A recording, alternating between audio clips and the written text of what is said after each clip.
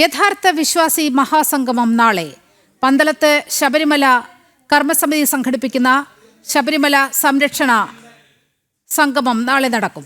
വിശ്വാസത്തിനൊപ്പം വികസനം എന്ന സന്ദേശത്തിലാണ് മഹാസംഗമം നടക്കുന്നത്.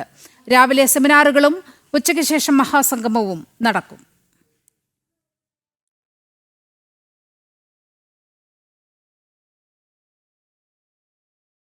വിവരങ്ങളുമായി ഗോകുൽ ചേരുന്നുണ്ട്. യഥാർത്ഥ വിശ്വാസികളുടെ മഹാസംഗമമാണ് നാളെ പന്തളത്ത് നടക്കാൻ പോകുന്നത്. ഒരുക്കങ്ങൾ എവിടെ വരെയായി?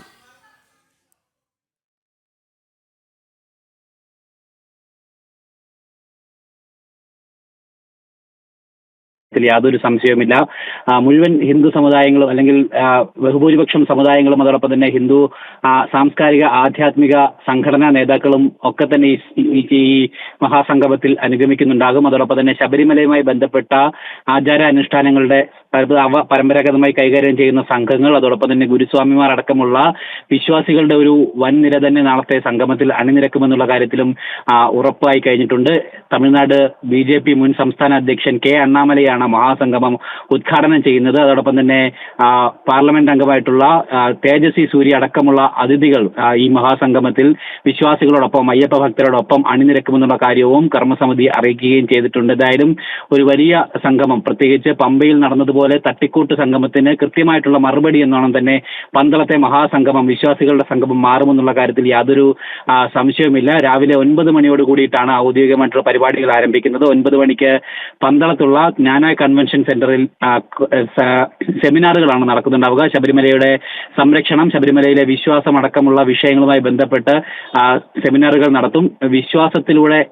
വിശ്വാസത്തിലൂന്നിയ വികസനം, അത് ആണ് ആ മുദ്രാവാക്യം മുന്നിൽ വെച്ചുകൊണ്ടാണ് നാളത്തെ മഹാസംഗമ പരിപാടികളൊക്കെ തന്നെ നടക്കുന്നത്. 1 മണി വരെ സെമിനാറുകൾ നീളും. ഈ സെമിനാറുകളിലും വിവിധ ഹൈന്ദവ സംഘടനാ നേതാക്കളും ആചാര്യന്മാരും അടക്കമുള്ള ആളുകൾ പങ്കെടുക്കുകയും ചെയ്യുന്നുണ്ടാകും. ഉച്ചയ്ക്ക് ശേഷം 3 മണിയോട് കൂടിയിട്ടാണ് പന്തളം സ്വാമി അയ്യപ്പൻ നഗറിൽ മഹാസംഗമത്തിന് കളമൊരുങ്ങുന്നത്, മഹാസംഗമത്തിന് വേദി ഒരുങ്ങുന്നത്. ഈ സംഗമത്തിൽ 3000-ലധികം പ്രതിനിധികൾ പങ്കെടുക്കുമെന്നുള്ള ഒരു കാര്യമാണ്, വിശ്വാസമാണ്.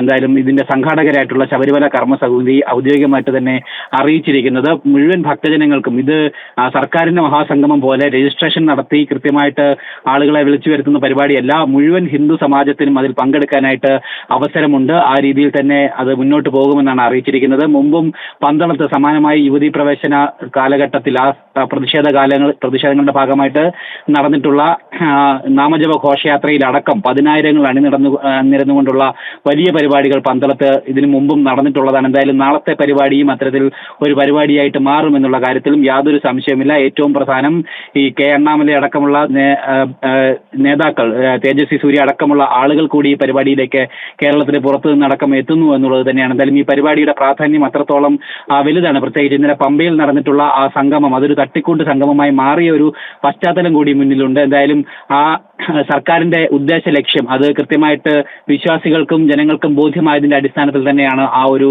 സംഗമം പരാജയപ്പെട്ടത് എന്നുള്ള കാര്യം വ്യക്തമാണ്. എന്തായാലും ശബരിമലയോടും അതോടൊപ്പം തന്നെ ഹിന്ദു വിശ്വാസങ്ങളോടും ആചാരങ്ങളോടും സർക്കാരും ഇടതുപക്ഷവും കാണിക്കുന്ന ആ നിഷേധാത്മക നിലപാടിനുള്ള മറുപടിയായി തന്നെ നാളത്തെ സംഗമം മാറും. അതിൽ ഭക്തജനങ്ങളുടെ പങ്കാളിത്തം ആ രീതിയിൽ തന്നെ ഉണ്ടാകും എന്നുള്ള ഉറപ്പ് സംഘാടകർ മുന്നോട്ട് വയ്ക്കുകയും ഒക്കെ തന്നെ ചെയ്തിട്ടുണ്ട്. എന്തായാലും നാളെ 3 മണിയോട് കൂടിയിട്ടാണ് മഹാസംഗമം അരങ്ങേറുന്നുണ്ടാവുക. എന്തായാലും അതിനുള്ള ഒരുക്കങ്ങളൊക്കെ ഇപ്പോൾ പൂർത്തിയായി കഴിഞ്ഞിരിക്കുകയാണ്. നിലവ ശരി ഗോകുൽ, അയ്യപ്പ ഭക്തർ എല്ലാവരും കാത്തിരിക്കുകയാണ് നാളത്തെ സംരക്ഷണ സംഗമത്തിനായി.